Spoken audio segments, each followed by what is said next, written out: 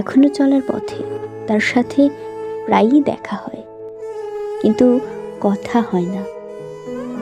আগে চোখে চোখ পড়লেই তার সেই মায়াবী হাসি, অথচ আজকাল চোখের চোখ পড়া মাত্রই মুখ ঘুরিয়ে নেয় অন্যদিকে।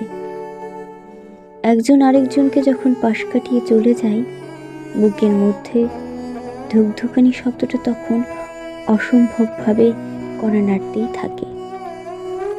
অনেকটা পথ পেরোনোর পরে তার বারবার পিছু ফিরে চাওয়া দেখে মনে হয় সে আবার ফিরে আসতে চাইছে আমার কাছে।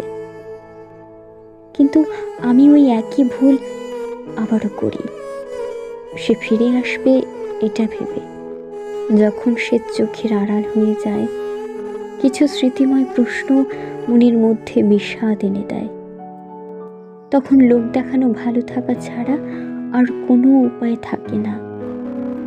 কিছুটা সময় অতিবাহিত হওয়ার পর সব বিষাদকে আড়ালে রেখে আমাকে আবার কর্মব্যস্ত হতে হয়, কারণ বাবা মারা যাওয়ার পরে পরিবারের সকল দায়িত্বই আমাকে সামলাতে হয়।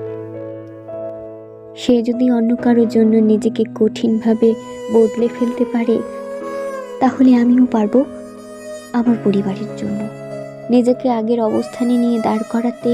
আমিও পারবো। তাকে ভুলে যাওয়ার প্রতিশোধে নিজেকে নেশার কাছে মিলিয়ে না দিই, শক্ত ও কঠিনভাবে নিজেকে আগলে রাখতে আমিও পারবো।